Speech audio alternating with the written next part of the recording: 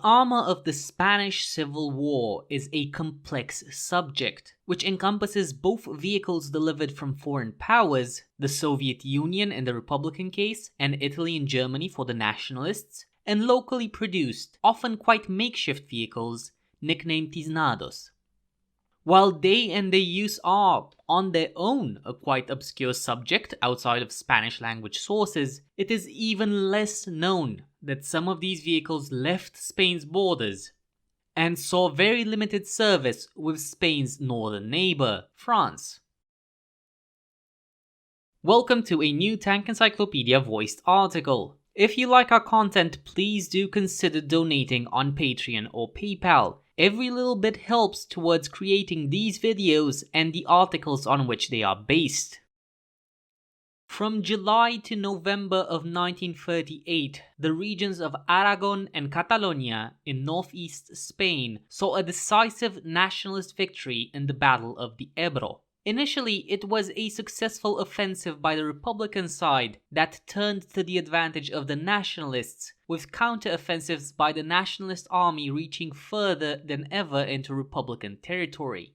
This decisive victory of the forces loyal to Franco's faction saw, most notably, Catalonia being separated from the rest of Republican territories, with nationalist forces reaching the shores of the Mediterranean. From December 23, 1938 onwards, the Nationalist army launched an offensive, the Catalan Offensive, to capture the industrially powerful Catalonia. Outnumbered and under-equipped, the Republican forces defending Catalonia were swiftly defeated, with Barcelona falling into Nationalist hands on 26th of January 1939. Wanting to escape capture by Franco's troops, tens of thousands of Republican soldiers and civilians fled to the French border, crossing the Pyrenean mountain range, mostly at the Col du Pertus, one of the lowest crossings. While a considerable quantity of military equipment, including armored vehicles, had previously been knocked out or captured by the Nationalists, a number was still in Republican hands when crossing the Pyrenees and, along with their users, were taken in custody by the French authorities. Several others were lost en route to the border or simply abandoned due to the bottleneck formed at the border crossing, with the chasing Nationalist forces finding 12 vehicles. Equipment seized included Soviet-made T-26 Model 1933 light tanks and Spanish-produced UNL-35s, AAC-37s, Taurus 6s and Hispano-Suiza free T6 armored cars and trucks. Arguably the most potent of the Spanish vehicles that ended in French custody were an unknown number of Soviet-made T-26 Model 1933 tanks. Interestingly enough, while meant to operate as light infantry tanks, in a fashion somewhat similar to French R-35s and H-35s, the T-26, particularly from the 1933 model onward, had adopted an almost opposite design philosophy. It had sacrificed armor, with a maximum thickness of merely 15mm, for a powerful 45mm 20K main gun, with very good anti-tank capacities for the time in a two-man turret. For comparison, the French infantry tanks had adopted a considerable thickness of armor of 40mm all around, but at the expense of firepower, limited to a puny 37mm SA-18 short infantry support gun in an ergonomically disastrous one-man turret. The T-26s were used for a variety of purposes by the French military, but were never truly taken into service. They were moved to Gien, near Orléans, in north-central France. At a date sometimes placed in April and sometimes in May 1939, either 10 or 14 T-26s that were in a good state were delivered to the now victorious Nationalist Spain, a diplomatic move from the French. This may seem like a surprising move, as the French government, particularly under the Popular Front left-wing coalition, had given some considerable support to the Republicans, though still vastly less open in this than the USSR. However, the fall of the Popular Front and its replacement by a more moderate government led by Édouard Daladier in April of 1938 helped set up the context for a French reconciliation with the Nationalists, despite their ties to Nazi Germany. This reconciliation became apparent once the Civil War ended, with a nationalist victory. In March of 1939, Marshal Philippe Pétain, one of the most lauded and glorified French officers of the First World War, was sent to be the new ambassador to Francoist Spain. This was the cornerstone of French attempts to regularize its relationships with the new, internationally recognized Spanish government. Giving back a portion of the seized Spanish vehicles was another aspect of this reconciliation effort. The French general leading the 5th Military Region, centered around Orléans, received a particularly laudatory quotation in April 1939 for the expedition of military equipment to Spain. He was quoted to have fulfilled this task thanks to judicious measures and zeal worthy of praise which he maintained on the personnel under his orders. A surprisingly gratifying quotation for a mere delivery. The T-26s sent back to Spain did not comprise all the vehicles captured by the French though. An unknown number remained in France. Some are known to have been in a poor, inoperable state. Those were eventually scrapped. At least one vehicle is known to have been destroyed in anti-tank grenade tests in early 1940. In any case, no T-26 remained in the inventory of the General Reserve Automotive Equipment Warehouse of Gien, where they were delivered, by the spring of 1940, and none were known to have shown up during the campaign of France, despite the French army throwing everything it had into the fire during the last weeks of the campaign. It is very likely all were, by that point, scrapped or inoperable. Another type of vehicle which the French army took possession of from retreating Spanish Republicans was the UNL-35 armored car. This design was inspired by the Soviet BA-20 and, to a lesser extent, the FAI, and built on a truck chassis, usually the Soviet ZIS-5, but also unknown Chevrolet and British Fordson truck models.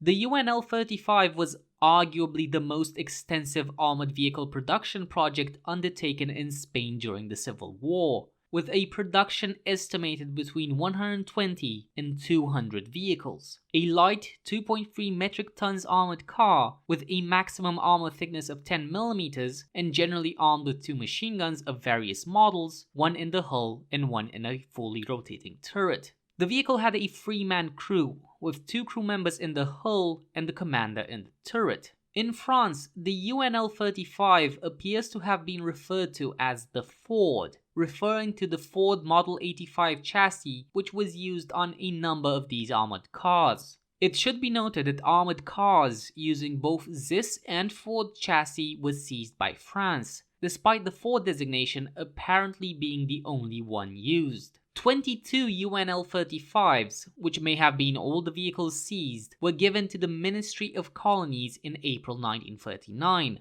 suggesting colonial service may have been considered for the Spanish armored car. What happened to these vehicles is unclear. Some are sometimes reported to have been used in the campaign of France and later captured and pressed into service in the Wehrmacht, though no photographic evidence appears to support such claims. All known photos of UNLs in France show them in storage. Some other makeshift armored vehicles were seized by the French, including some Taurus Serie 6 and Hispano-Suiza Serie 5, 6 and 7 armored trucks. The only existing photos of these on French soil show them being examined and stored immediately after capture, and what happened to them later is unknown. An armored train numbered 7 has also been photographed on the French side of the border at the train station of La Tour de Carol. A third type of vehicle which was taken into custody in decent numbers was the AAC-37 armored car, known as Blindado Modelo BC in Spanish documents of the era. Once again inspired by Soviet armored cars, particularly the BA-3, BA-6 and the BA-I, this model was based on a larger truck chassis. The majority used Chevrolet Thornton LHD chassis, though this was not the first chassis to be used on the vehicle. It was much larger in comparison to the UNL-35, with a weight of almost 5 tons and a 4-man crew in most vehicles. A more potent, heavier armed armored car, it was somewhat of a replacement for the UNL. These vehicles, as designed, came in 2 variants. The more numerous one, with a locally produced turret armed with a Tout SA-18 37mm gun, and the much rarer one, with a turret taken from knocked out T-26s, BA-6s or BT-5s, with a 45mm tank gun model 1932. The vehicle's hull could also be armed, with the weapon of choice typically being the Soviet DP. However, given the poor state of the Republican war machine, many vehicles did not have machine guns. The same goes for the DP machine gun in the turret. At least 19 AAC-37s were taken into custody by the French after the retirada. As with other armored car types, they were initially stored. Unlike the other type though, the AAC-37s are known to have been pressed into service in June of 1940. They went to the Cuirassier regiment of the DLM, which were being reformed after all their equipment was lost in the encirclement of the French Army's Mobile Corps in Belgium and northern France. The vehicles were classified as AMDs, Discovery Armored Cars, meant to have superior combat capacities in comparison to the lighter AMRs. That classification was shared with the more potent Panhard 178. They were generally referred to as Chevrolet, with the Spanish Blindado Model BC designation, as well as the AAC-37 one apparently not being used by the French. Some vehicles are known to have been refitted with 7.5mm Mak-31 machine guns in the turret, the reason for this being unknown, as there would have been no shortage of 37mm SA-18 ammunition. A particular regiment which is known to have used Chevrolets is the 8th Cuirassiers. It received 7 of these vehicles on the 12th of June 1940. These vehicles were found to be used and very much worn down. A French officer, Brigadier Chef Michaud, reported that they needed to pour water on the tires every 30 kilometers to keep them cool. The 7 Chevrolets of the 8th Cuirassiers, grouped in a platoon of 3 and another 4, were engaged during the defense of Saumur on the Loire River. One was knocked out on the 19th by a shell which penetrated the turret.